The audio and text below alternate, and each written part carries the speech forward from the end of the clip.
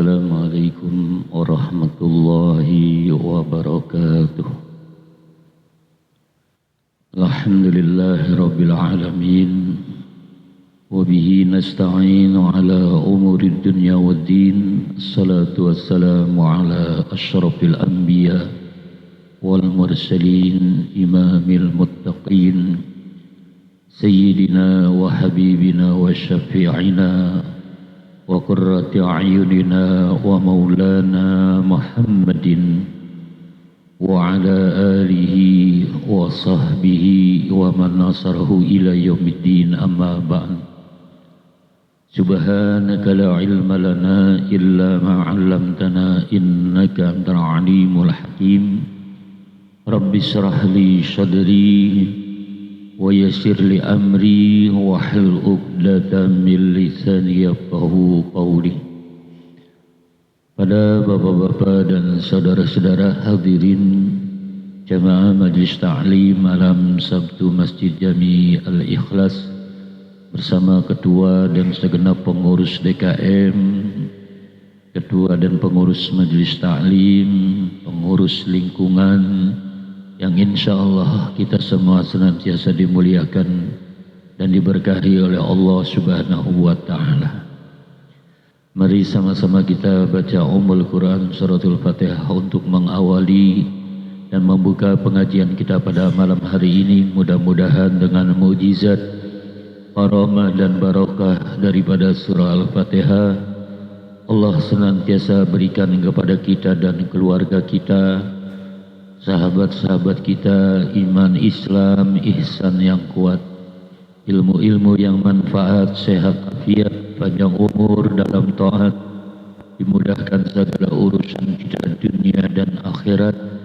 Allah lapangkan rezeki yang halal, yang thayyib, yang berkah untuk ibadah kepada Allah, dan Allah sampaikan kita kepada ma'rifat husnul khotimah dan ridhonya fid dunya wal akhirah.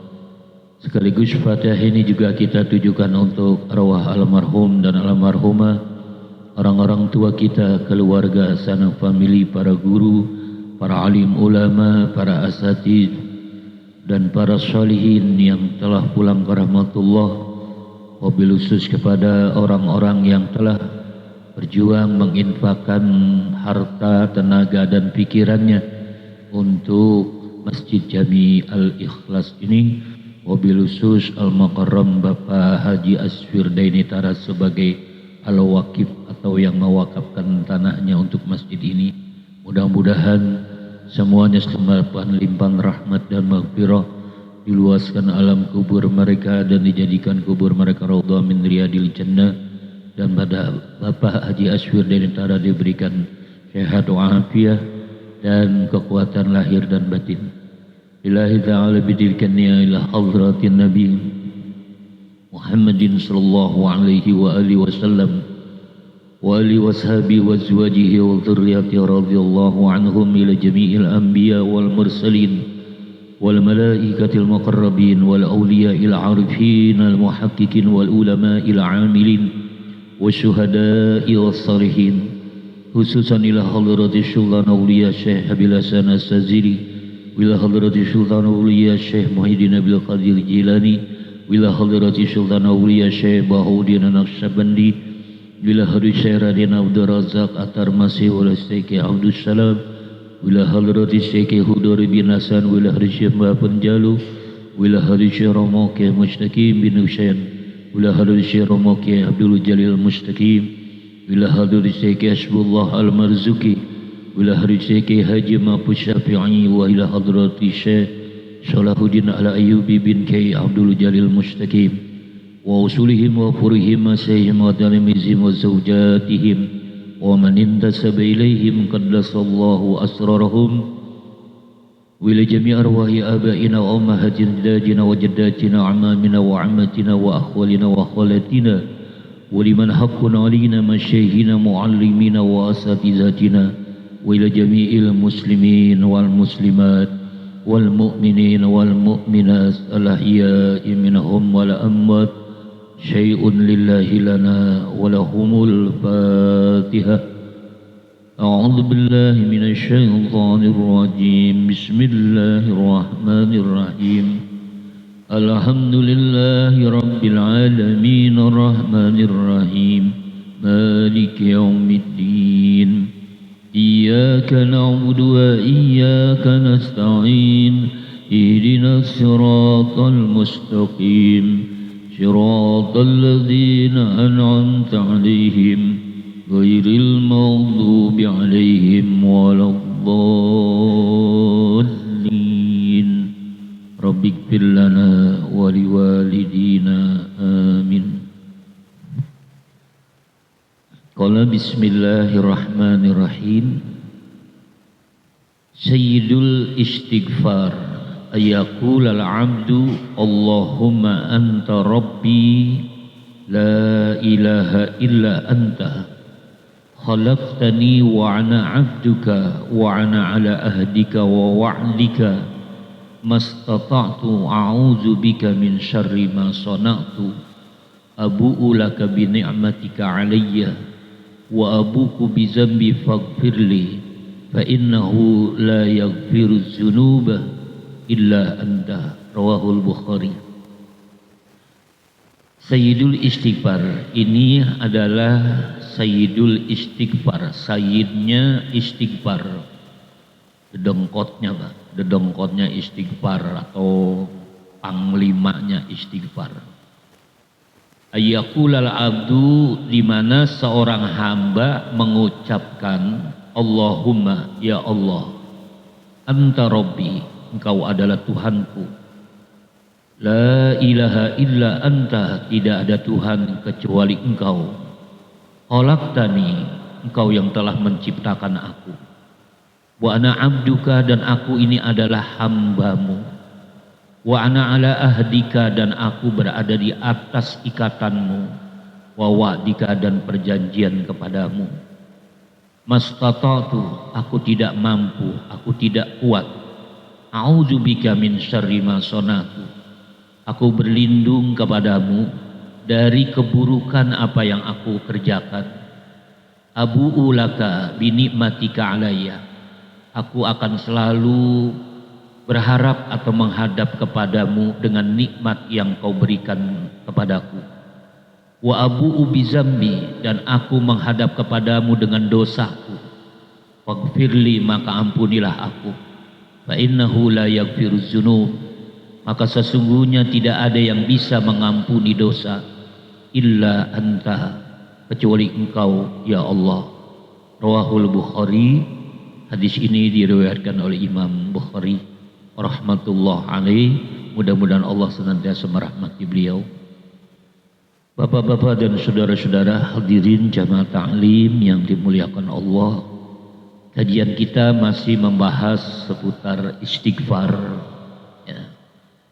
Dan saya ulas kembali sedikit bahwasanya istighfar ini hukumnya wajib dan sangat penting dalam hidup kita, dan termasuk salah satu daripada bentuk-bentuk zikir ya. Zikir kepada Allah itu diantaranya kalimat istighfar. Kenapa kita harus istighfar? Karena kita adalah para pendosa. Dan ketika kita menjadi pendosa, bukan berarti Allah itu akan selalu membenci kita, ya, selalu menjauhkan kita, enggak. Justru ya, trik Allah itu dengan dosa itu kita diharapkan justru mendekati Allah. Ya. Jadi kan keterangan yang lalu ada dua jalur, ya, dua sisi. Allah kita bisa dekati dengan ketaatan.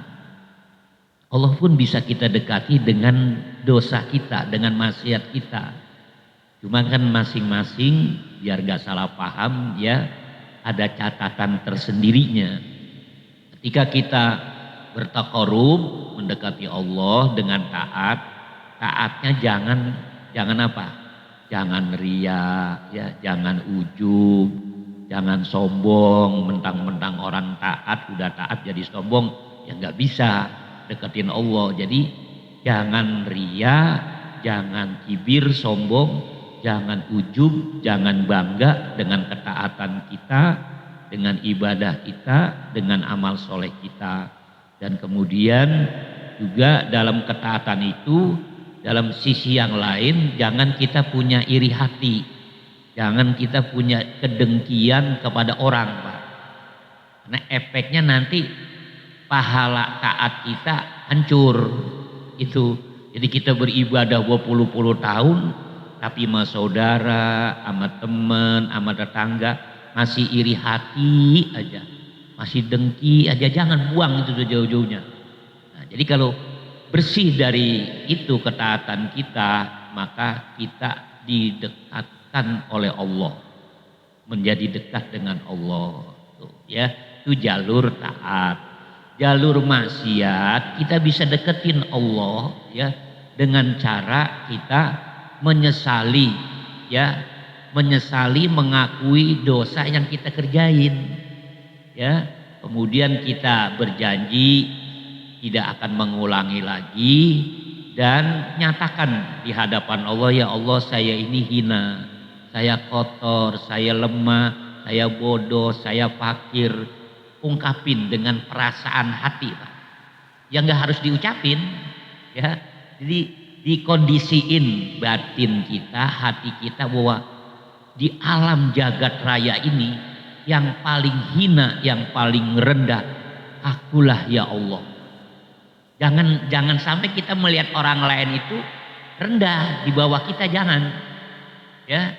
Jadi kita memposisikan diri kita yang paling rendah lah. Yang paling bodoh saya, yang paling hina saya, yang paling miskin saya, yang paling lemah saya. Nah, ini kondisi batin kita, sir kita, Pak. Rasa batin kita kepada Allah seperti itu. Tapi dalam pergaulan, dalam berinteraksi kepada masyarakat, ya kita biasa-biasa aja, ya. Jangan kemudian nanti istilahnya menampakkan perendahan hati yang justru kadang-kadang membuat kita malah semakin jatuh gitu loh, Pak. Jadi kalau sama manusia mah kita biasa-biasa aja, gak usah pengen dihormatin, ya kan? Tapi kita harus hormat kepada orang lain, apalagi dia lebih alim, lebih tua, lebih berpengalaman, kita hargain, kita hormatin.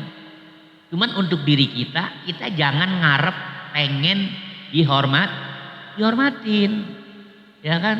Kadang-kadang kan kita maaf ya, begitu datang nih di acara nggak ada yang nyambut, ya kan? Nggak ada yang nyamperin, nggak ada yang ngiring duduk di depan, kena pengen dihormatin, tapi kemudian orang malah cuek, timbulnya kesel, ya kan? Timbulnya kecewa, males gua di acara maulid kemarin, kenapa gua datang kagak ada yang nyambut. Ya kan, kali ada yang ngiringin nyuruh duduk gua di depan, ya kan?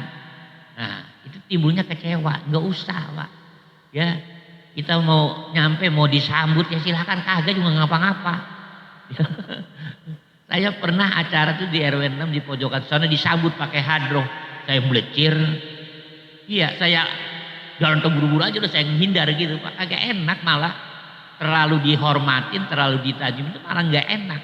Itu maunya biasa-biasa aja, dan nyambut ya nyambut aja. Kalau pakai diiringin hadroh kita kayak nganten, gubrak yang diiringin. Kayaknya nggak pantas gitu, Pak. Saya merasanya begitu, nggak pantas. Emang saya apaan gitu kan? Maunya biasa-biasa aja, karena memang ya harus begitu. Jangan kita pengennya dihormatin, ya kan? Kalau gua datang nanti gua duduk mesti di depan, ya kan? Di depan gua mesti pisang Ambon yang kayak betis. Ya kan, ya. Jeruknya yang kayak apa, kayak pala, ya.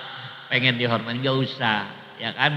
Kalau kemudian juga pembawa acara, ya kan, atau mungkin tokoh ada yang sambutan, kemudian nama kita nggak disebut, ya kan, yang saya hormati nggak kesebut tuh, udah, nggak usah kemarin, gue nggak disebutin, nggak ada yang terhormat, yang gue nggak ada ini, jangan kemudian ngambek. Itu kalau kita ngambek, Pak, hal-hal kayak gitu, nggak dihormatin, nggak dihargain, itu menunjukkan hati kita sangat kotor. Benar, itu menunjukkan hati kita busuk. Jadi plongin aja. Gak usah pakai nabi aja Pak, nabi nih. Kalau berjalan sama siapa sih orang yang ada nggak di atas nabi yang istimewa Pak? Derajatnya di atas nabi ada nggak? Nabi udah sayyidul anbiya wal mursalin. Tapi kalau udah jalan bareng sama sahabat, sahabat berusaha memang sahabat pasti menghormatin, tazim loh ya. Gak mungkin berani jalan depanan nabi di belakang, songong. Ya kan? Cuman nabi sendiri gak usah kayak gitu ya kan udah bareng-bareng aja kita jalan. Entah kalau lagi ini saya di depan, kalau lagi ini saya di tengah boleh, di belakang juga nggak apa-apa. Begitu aja, selalu aja gitu, Pak, nggak usah pakai istilahnya apa namanya cara-cara khusus lah, cara-cara yang istimewa. Itu Nabi malah nggak mau digituin Pak, maunya yang biasa-biasa aja, gitu. Ya. Nah kita ini dalam bergumul, berinteraksi dengan masyarakat, ya jaga batin kita, jangan ada keinginan pengen dihormatin, dihargain, diistimewain, gak usah. Ya, kalau kita sholat Jumat umpamanya karena merasa alim atau merasa ahli ibadah, pokoknya harus di saf paling depan. Padahal saf depan udah apa? Udah penuh. Jangan kemudian orang minggir sana lu belakang, agak eruk rumah di depan. Orang digituin Pak. Ya Allah. Ya, di mana adabnya?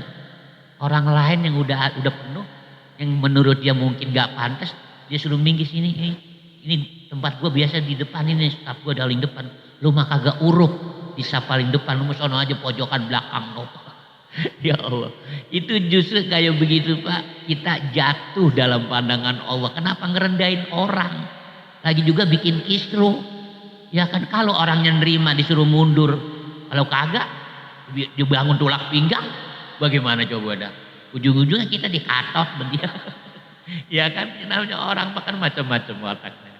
Ya kita kebetulan dapatnya di saf paling belakang karena memang juga datangnya belakang, ya udah di belakang nggak ngapa-ngapa. Tapi kan saf yang depan paling bagus. Ya kalau masih kosong. Nah kalau udah penuh mau dipaksain orang suruh mundur. Ya kan nggak mungkin. Ya kita memahami hadis-hadis tentang keutamaan Pak. Hadis Padoil namanya. Padoilul A'mal. Keutamaan datang pertama hari Jumat. Keutamaan saf paling depan. Ya. Dan banyak lagi keutamaan ini, keutamaan itu. Itu praktekin kalau memang situasinya normal. Ya, artinya saya paling depan. Bagus. Selagi masih kosong, isi dulu. Kalau saf depan udah penuh, otomatis yang paling utama saf kedua. Kalau masih kosong. Kalau udah penuh terus aja begitu. Nah, kalau sampai belakang udah penuh ya udah nggak usah ngotot. Orang dia selang semua. Malah ada yang sampai keinjak, minggir. Ya kan gue masih di belakang imam. Ya Allah, jangan Pak. Ya, Allah itu memberikan nilai nggak semata-mata zohirnya doang. Meskipun alnya di pojokan sono no deket tangga no. Ya kan udah mungkin apa ngempet banget udah dia kegencet di sana, tapi dia ikhlas. Ya kan hatinya khusyuk, tenang. Tetap nilainya besar, nilainya tinggi. Ya, bukan berarti saf paling depan juga pasti pahalanya gede, belum tentu. Kan kembalinya kepada niat yang dulu pernah kita pelajarin kan. Niatnya apa di saf depan? Kalau pengen dilihat orang, ya kan pengen disanjung, wih kan main. Ya kan Abang Haji anu saf depan terus dia kan main pahalanya banyak banget ya. Cuman ngarepin penilaian orang ya malah nol. Gak ada pahalanya biar saf paling depan juga. Tapi safnya paling belakang di pojokan. Ya ikhlas, dia tulus, dia khusyuk. Gak bergeming, gak nengok kanan, nengok kiri hatinya. Masa bodoh sama orang. Kita kalau udah ibadah begitu Pak. Sifat cuek harus diterapin. Iya kalau kita melakukan kebaikan ibadah. Ya terutama kayak sholat gitu ya. Itu jangan istilahnya selalu pengen dilihat, pengen didengar, pengen diperhatiin, nggak usah. Ya kan kita kadang-kadang juga kalau lagi acara forum-forum apa gitu, mata lihat sini, lihat sono, ingat ini, tengok sono. Orang dia tegesin, ono dia pecinya miring kok. Segala orang peci miring mau ngapain biarin. Dia yang pakai peci-peci dia. Ya kan pecinya si Anu udah buluk masih dipakai aja. Biarin amat urusan dia. Segala peci orang buluk ditegesin. Kainnya itu kain norak buat coraknya. Kain tahun 80-an masih dipakai aja. La ilaha illallah segala kain orang. Jumatan ditegesin. Ya kan kita fokus aja ya ke ibadah, ya fokus ke Allah. Jangan hal-hal kayak gitu kelihatannya sepele kan Pak. Padahal itu ngotorin hati. Dan menunjukkan hati kita tuh butak kalau begitu. Iya. Habis merhatiin orang mulu, mestinya kan yang kita perhatiin siapa? Ya diri kita. Gitu, yang kita sorot tuh diri kita. Kita ini kurangnya apa? Sholat, duduk, apalah yang kira-kira gak bagus itu. Dilongok diri kita, diperhatiin. Jangan orang mulu diperhatiin. Ya kan? Perhatiin orang itu boleh dalam hal-hal yang sifatnya saling menolong, saling membantu. Nah itu boleh, perhatiin orang. Tetangga kita tuh sebelah lagi sakit, udah baik apa belum? Oh ya, ono yang sebelah sono katanya dibawa ke rumah sakit, udah pulang apa belum? Itu boleh kalau yang hal-hal yang sifatnya sosial Pak. Saling menolong, saling membantu. Tapi kalau untuk ibadah, ritual ibadah kayak sholat, ya, yasinan, ngaji begini, jangan segala peci. Pokok kain orang ditegesin sampai pulang diikutin sendalnya. Kan sendal begitu dia pakai tuh, sampai ke sendal ya kan ngaco kalau begitu. Iya, itu butak hati Pak kalau begitu. Jangan ya. Nah jadi jalur maksiat untuk dekat kepada Allah disesalin, ditaubatin, diistighfarin tuh. Insya Allah. Meskipun kita banyak dosa, banyak maksiat, tapi tetap dekat dengan Allah. Tuh, enak kan? Jalurnya gitu Pak, harus dipahami tuh. Jangan gak semata-mata maksiat, Bapak pasti milihnya maksiat aja. Gue udah enak tuh kayaknya. Jangan, jadi tetap ada catatan khususnya. Nah sekarang ketika kita istighfar Pak, mohon ampun kepada Allah ya. Haruskah kalimatnya bunyinya astagfirullah atau bagaimana?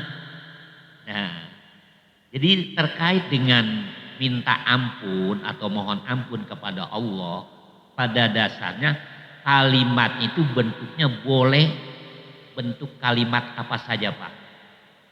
Cuman yang masyhur ya, yang istilahnya udah menjadi tradisi, itu kalimat astagfirullah azim, tapi paling minim astagfirullah.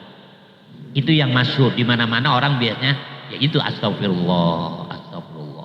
Andai kata ada tambahan, biasanya astagfirullahalazim. Ini yang umum banget. Di mana-mana astagfirullahalazim. Kalau umpamanya ada yang negesin, boleh enggak bukan astagfirullahalazim, umpamanya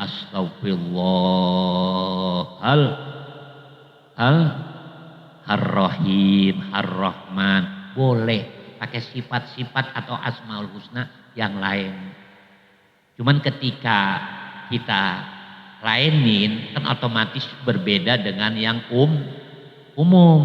Nah kalau sudah berbeda dengan yang umum, maaf, biasanya orang suka nilainya yang kagak-kagak.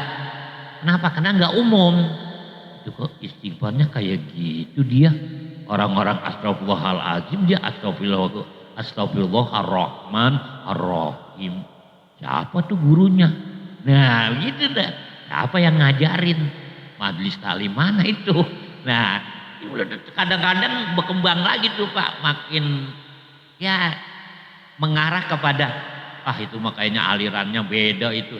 Jangan-jangan aliran sesat. Nah kalau udah begini ini ribet. Nah, makanya kalau kita mau rubah dari yang umum, kita bacanya sir aja. Kalau sir kan pelan gitu ya, nggak ada yang dengar. Silakan. Jadi dari segi hukum boleh diganti dengan asmaul husna yang lain, bukan astagfirullahalazim doang. Nah, yang masyhur yang kedua itu istighfarnya Sultan Aulia Syekh Abdul Qadir Jailani. Beliau itu kalimat istighfarnya astaghfirullahal ghafurur rahim. Nah, Nah itu istighfarnya Sultan Aulia, rajanya wali, Syekh Abdul Qadir Jailani. Ya, itu di kalangan thariqah beliau istighfarnya seperti itu bunyinya Pak. Ya, tapi itu juga udah termasuk sering didengar juga oleh masyarakat umum. Jadi nggak menimbulkan penilaian yang negatif ya, karena itu termasuk sering dibaca dan sering didengar dalam forum juga. Tapi yang di luar itu ya ada. Nah ini diantaranya Sayyidul Istighfar. Cuman juga ini jarang dibaca dalam forum.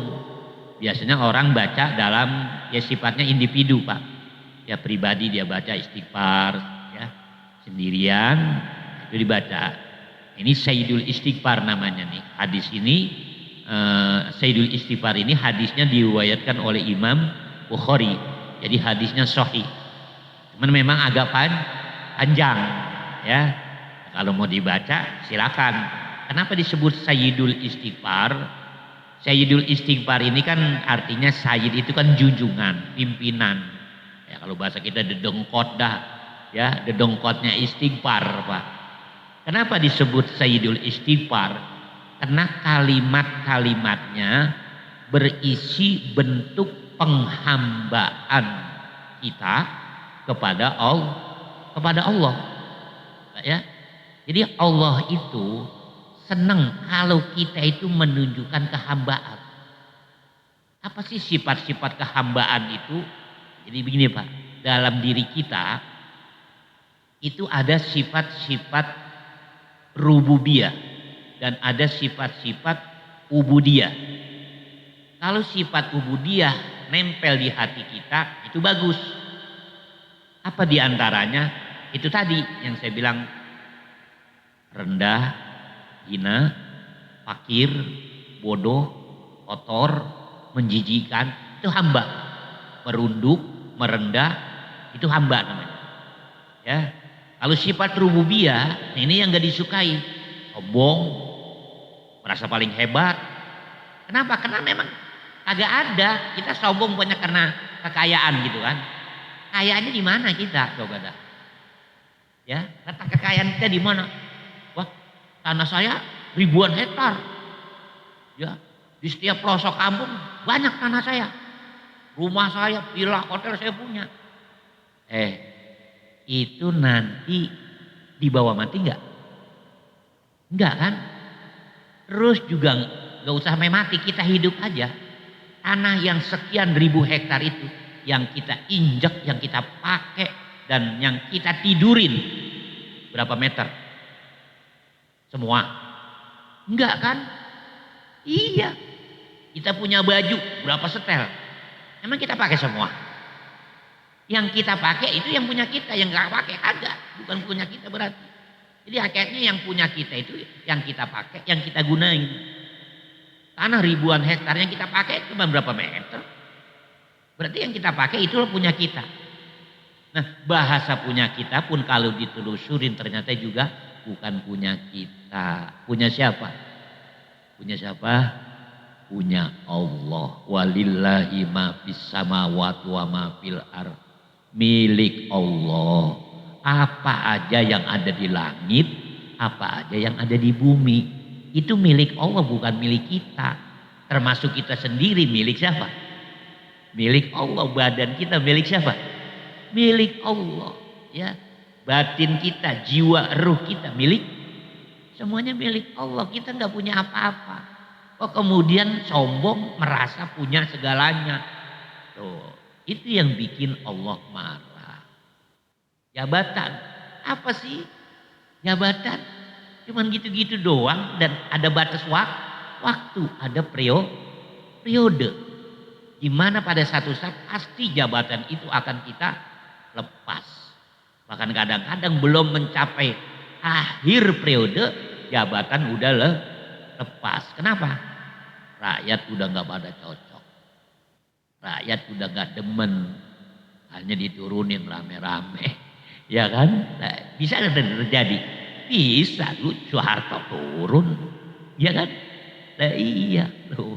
Tuh yang Perdana Menteri apa? Nepal apa mana itu? Ya kan? Pejabat apa itu? Yang ditelanjang, dicebulin ke kali. Iya, jabatan. Makanya nggak ada, kita nggak punya jabatan apa-apa. Semuanya cuman titipan. Itu aja bahasanya. Jadi bukan hak milik mutlak. Semuanya titipan. Ya badan kita, ruh kita, harta, keluarga, semuanya titipan. Jadi kalau kita merasa itu punya kita, nah itu berarti kita telah melanggar hak-hak Allah Pak, kepada kita.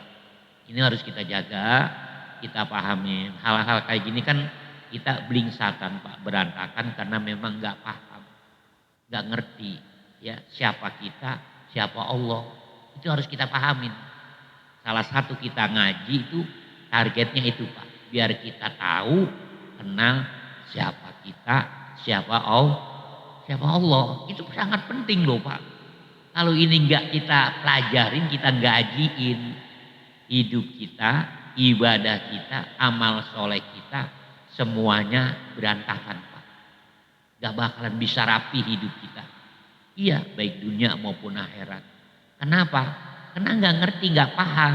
Jadi otomatis di dalam penerapan itu tidak banyak yang tidak sesuai, banyak yang tidak cocok. Ya, nah kita kembali ke Sayyidul Istighfar. Lihat ungkapan Nabi Pak, yang kita semuanya yakin, paham. Tidak ada orang yang lebih mulia, manusia yang lebih mulia, ya, yang di atas Nabi Muhammad SAW itu nggak ada Pak. Semua di bawah beliau. Iya, para nabi, para rasul di bawah beliau. Malaikat di bawah beliau. Nah, kalau malaikat, para nabi di bawah beliau, ya apalagi kita, ya kan? Udah paling rendah banget kita Pak. Cuman kita untungnya menjadi umat beliau. Yang Nabi Musa aja ibaratnya sampai istilahnya apa ngimpi lah. Ya pengen banget jadi umat Nabi Muhammad. Biarin nggak jadi nabi, tapi yang penting jadi umat Nabi Muhammad. Nabi Musa sampai ngiler banget Pak, kalau kata orang Pulau Gebang, ngiler banget pengen jadi umat Nabi Muhammad. Sebenarnya nabi-nabi yang lain juga sama, nggak jadi nabi, nggak jadi rasul nggak apa-apa, tapi jadi umat Nabi Muhammad udah girang banget, pengen banget begitu Pak. Nah kita ini yang udah jadi umatnya malah apa selau-selau aja ya. Iya cuek-cuek aja, biasa-biasa aja, istimewa. Karena nabinya istimewa. Tapi bagaimana ungkapan beliau Pak kepada Allah? Ini dalam apa? Dalam munajah beliau Pak, Rasulullah kepada Allah. Allahumma anta rabbi, ya Allah. Ya, sesungguhnya engkau adalah Tuhanku. La ilaha illa anta. Gak ada Tuhan kecuali engkau. Khalaqtani, engkau yang menciptakan aku. Ini munajat, dialog, ya istighfar tapi bahasanya dialog kepada Allah. Wa ana abduka, aku hambamu. Lihat Nabi Muhammad, beliau nggak bilang ana rasuluka, beliau nggak bilang ana nabiyuka, tapi ana abduka, aku ini hambamu ya Allah. Tuh, begitu merendahnya Nabi kepada Allah. Abdun, hamba itu kan Pak, kalau dalam bahasa manusia umum budak. Tahu kan budak? Bagaimana budak kepada raja? Bagaimana budak kepada majikannya? Ya kan? Nah itu Nabi. Beliau menyatakan ana abduka, aku hambamu ya Allah. Enggak bilang aku rasulmu, aku nabimu ya Allah. Enggak. Kenapa? Saking ngertinya Nabi itu Pak. Iya. Kalau yang nggak ngerti bisa aja dia bilang aku adalah rasulmu, nabimu. Makanya dalam satu riwayat kan nggak ada tuh. Ya, masing-masing nabi itu ditanya oleh Allah. Dari Nabi Adam, kamu siapa Adam? Jawab Nabi Adam, aku adalah rasulmu dan nabimu. Nabi Nuh ditanya juga jawabannya begitu. Aku rasulmu dan nabimu. Semua sampai Nabi Isa jawabannya begitu. Giliran Nabi Muhammad ditanya, kamu siapa? Ana abduka ya Allah, aku hambamu. Tuh, ya kan dari situ aja udah ketahuan. Ya, makanya Nabi Sayyidul Anbiya wal Mursalin, karena beliau yang paling full menunjukkan kehambaannya, kepada Allah Subhanahu wa ta'ala. Nah, kemudian beliau bilang wa ana ala ahdika, aku ini ada di atas ikatanmu ya Allah, wa wa'dika dan perjanjian kepadamu. Apa sih ikatan dan perjanjian kita sebetulnya? Hamba nih manusia kepada Allah apa coba? Syahadat atau tauhid, Pak. Bertauhid kepada Allah. Jadi ketika kita masih berupa ruh, ya, belum masuk ke jasad, ruh utuh masih ruh. Sebelum dimasukkan ke ruh, Allah tuh tanya kepada kita, yang kita tuh masih berupa ruh. Ya. Apa kata Allah? Alastu bi rabbikum? Bukankah aku Tuhan kalian? Apa? Qalu bala syahidna. Ya, engkau adalah Tuhan kami. Kami bersaksi. Maksudnya bersaksi, roh kita sebelum masuk ke jasad, Pak, menyatakan diri kepada Allah. Asyhadu alla ilaha illallah. Itu, Pak. Itu perjanjian dan ikatan kita kepada Allah yang harus kita jaga sampai kita nanti balik lagi, pulang lagi ke Allah. Setelah itu kita ibaratnya dilepas, Pak, ke alam rahim. Dilepas lagi ke alam sekarang nih. Alam rahim aman, ya kan? Alam dunia aman nggak? Aman nggak? Nah, alam dunia nggak aman, Pak. Kenapa? Justru memang kita dilepas nih di alam dunia untuk berhadapan dengan ujian, cobaan, tantangan, rintangan, gangguan. Makanya begitu keluar, prot, nangis kita sekenceng-kencengnya bayi. Kenapa berat? Lupa, iya, gak ada sampai sekarang bayi lahir nyengir ketawa, ya kan? Rata-rata, nangis, Pak, menunjukkan beratnya perjalanan hidup kita manusia di alam dunia ini. Kenapa? Karena memang Allah menguji, bisa nggak kita jaga perjanjian dan ikatan kita pada Allah? Bisa nggak kita jaga ruh kita tetap steril, bersih, suci sampai Ijrail datang? Oh, nyata-nyatanya kebanyakan apa? Kita nggak bisa jaga diri, ruh kita kotor, belepotan, gitu, Pak. Nah, dari situ pun Allah sudah ukur, Pak. Makanya Allah tetap sayang pada kita, mengasihi kita. Diutuslah para nabi dan para rasul. Kalau gak diutus para nabi rasul, Pak, pokoknya dunia ini seperti malaikat bilang kepada Allah pada saat Allah bilang, aku akan menciptakan Adam dan menjadikan khalifah di muka bumi. Kan sebagian malaikat komplain, ya Allah, ngapain segala Adam atau manusia yang jadi khalifah, enggak kami aja. Kalau yang kamu jadikan khalifah manusia, ntar terjadi pertumpahan darah. Ya, pertumpahan darah maksudnya pada perang, Pak, pada nyata enggak? Nyata kan? Tapi Allah bilang apa? Aku lebih tahu daripada kalian. Digituin malaikat langsung, oh iya, maaf. Tuh, Pak, dialog lepas nih, dialog bebas. Ya, malaikat kepada Allah. Itu malaikat yang komplain, katanya malaikat makhluk yang taat, yang nggak bakalan komplain lah sama Allah. Kok ada itu dalam Al-Quran? Nah, malaikat itu, Pak, ada level-levelnya. Jadi ada malaikat bumi, malaikat langit. Nah, itu malaikat langit pun malaikat langit pertama, langit kedua, langit ketiga, terus ada yang malaikat di luar langit. Nah, itu yang makin tinggi, makin ke atas, itu makin suci malaikat, makin apa? Ibarat cahaya itu makin abyor. Nah, malaikat bumi itulah yang komplain kepada Allah. Malaikat bumi kenapa bisa komplain? Karena unsur mereka terkontaminasi dengan unsur bumi, Pak. Unsur tanah. Jadi kalau udah ada unsur tanah, unsur bumi, pasti di dalam diri kita, ya, malaikat akan ada hawa-hawa kayak kita gitu, Pak, manusia. Kurang bagus, itu jelek, nah, ini cakep nih. Jadi banyak neko-nekonya gitu, Pak. Kenapa? Karena ada unsur bumi, unsur tanah. Makanya kita umumnya siapapun kita pasti punya ego, punya ambisi. Itu pasti Pak.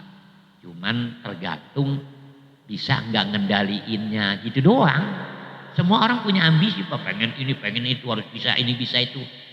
Itu memang wajar dan itu memang dibikinnya seperti itu. Cuman bisa nggak dikendaliin ambisi dan egonya. Sehingga nanti ego dan ambisinya itu nggak membakar dirinya dan juga nggak membakar orang lain. Ya, orang kalau udah ambisinya, egonya nggak bisa dikendaliin Pak, ya itu korupsi aja sehari bisa 1 miliar. Coba ada. Sehari 1 miliar, sebulan 30 miliar. Oh bisa ya, itulah. Ya, kalau udah ambisi, ya ego nggak bisa dikendalin kayak begitu. Bahkan mungkin bisa lebih dari itu. Tuh manusia Pak. Ya, nah, makanya malaikat yang istilahnya posisinya berada di bumi ini punya atau kecipretan unsur-unsur kemanusiaan yang dari tanah. Makanya dia komplain, ya Allah, kenapa enggak kita aja yang jadi khalifah manusia? Nanti juga pada perang coba dah. Tapi emang bener kan? Ada perang kan? Nah, ada perang.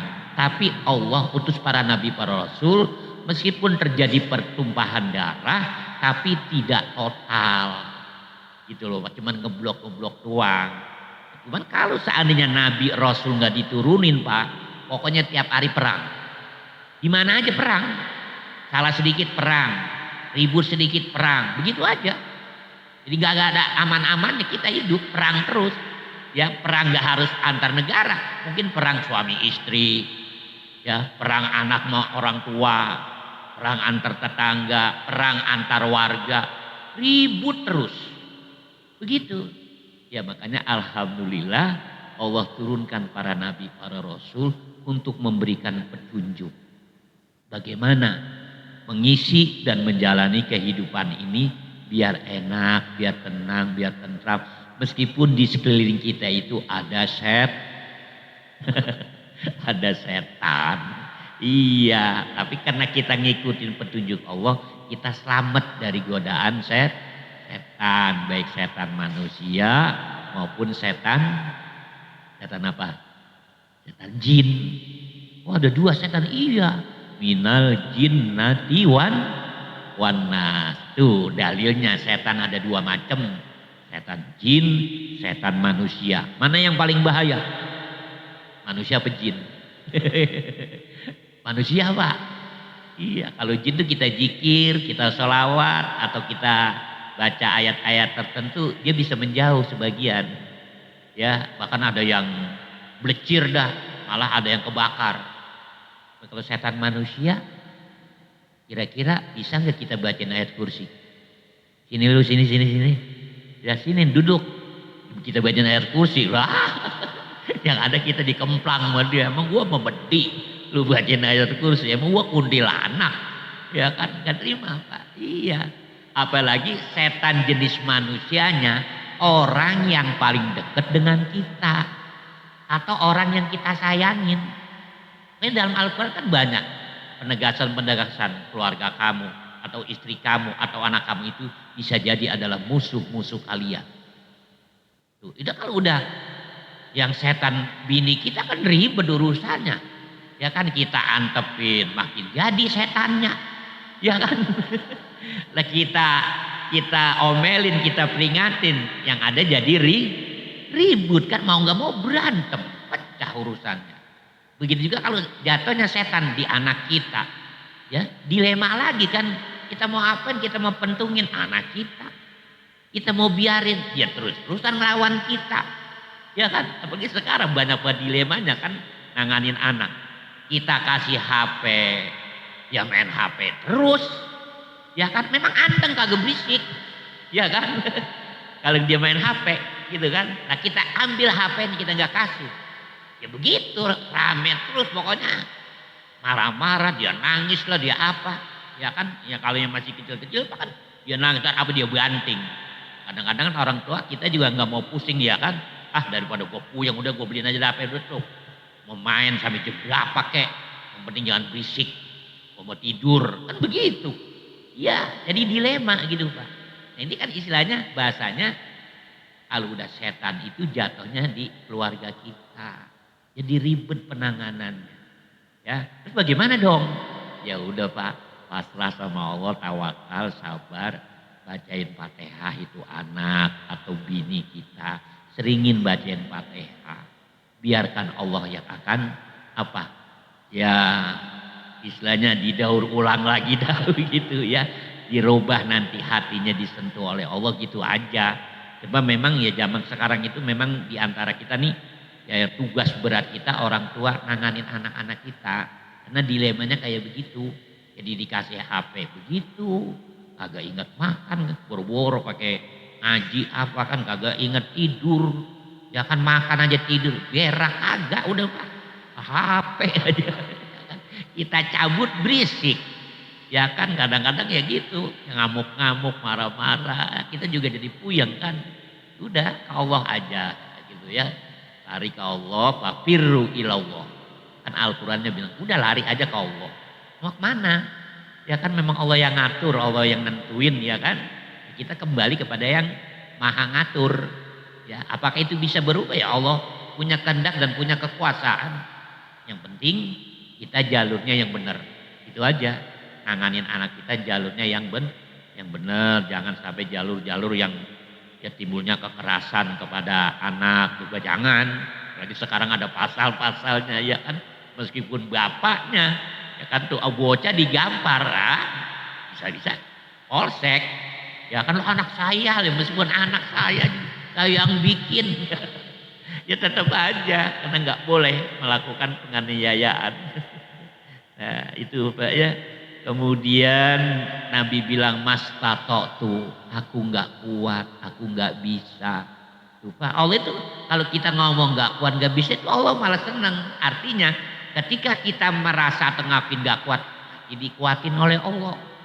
Ya Allah saya fakir, tadi kayain oleh Allah. Ya Allah saya bodoh, ntar dibikin alim, dibikin pinter, dibikin ngerti. Begitu.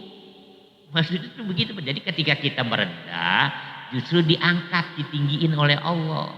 Tapi kalau kita meninggi, maka diapain? Disungsebin oleh Allah. Tuh kayak Nabi Sulaiman. Begitu terbang, ya kan isinya berjalan di angkasa lah, di langit, di awan yang lihat apa aja. Hatinya ada apa? Ada lintasan. Keren gua, kagak ada orang yang kayak gua. Iya Pak, itu geter di hatinya begitu. Pokoknya gua udah mantep, udah cakep. Gak ada orang yang kayak gua udah. Ya kan langsung Pak Allah bilang kepada angin, hai angin, sungsebin Sulaiman. Sungseb Pak Nabi Sulaiman. Tuh, habis pada daul mukanya. Iya kan belepotan sama tanah sama pasir. Astagfirullahaladzim, kok saya disungsebin, kamu sok. Begitu nama Allah, kamu sombong. Baru tiba bisa segitu aja udah merasa keren. Udah merasa hebat. Gitu Pak. Jadi kalau ketika bahasa kita jelenger, itu malah kita digetok, kita disungsebin gitu. Tapi ketika kita merunduk, dibangunin, diangkat oleh Allah. Kamu mulia. Begitu. Cara berhubungan sama Allah begitu Pak. Kita merendah terus. Merendah aja. Tuh, ya kita jangankan mau sama orang aja, kita kalau ngeliat orang tawadu, seneng gak Pak? Seneng kan kalau ngeliat orang tawadu, sopan. Tapi kalau orang yang dikit-dikit, nih gua, gede gak kita? Sombong buat lu. Ya kan? Lah iyalah Allah begitu Pak sama kita, hamba tuh ya. Makanya ini Sayyidul Istighfar di samping ungkapan permohonan ampun juga pendidikan kepada kita bagaimana kita berhubungan kepada Allah. Itu jadi berhubungan pada Allah itu enggak semata-mata gerakan-gerakan sholat, puasa, enggak makan dari subuh sampai maghrib, haji keliling-keliling Ka'bah, tawaf, ya kan sa'i, enggak semata-mata itu. Jadi berhubungan kepada Allah itu diantaranya adalah lewat sisi batin Pak, dalam kita, diri kita. Dimanapun kita berada, gak harus di Mekah, gak harus di Madinah, juga gak harus di masjid, di mana aja kita ada, hati kita tuh mau Allah kondisiin begitu Pak. Ingat, selalu merasa gak punya kekuatan, merasa bodoh gitu aja. Ya bergantung kepada Allah, sabar ujiannya, redho takdirnya itu diterapin dalam diri kita. Insya Allah ya hidup kita ya makin berisi, makin berbobot diri kita Pak ya. Ibadah kita juga semakin berisi dan berkualitas kalau dibarengi dengan kondisi-kondisi batin seperti itu. A'udzubika min syarri ma sonatu. Aku berlindung kepadamu ya Allah dari keburukan apa yang aku kerjakan. Emang keburukan apa coba dah? Nabi pernah nggak ngerjain kejahatan? Nggak pernah. Ya kan? Nggak pernah Nabi itu mengerjakan kejahatan. Jangankan ngerjain, pengennya aja nggak ada Pak. Kalau kita kan mungkin masih ada pengen-pengennya. Nabi itu nggak ada.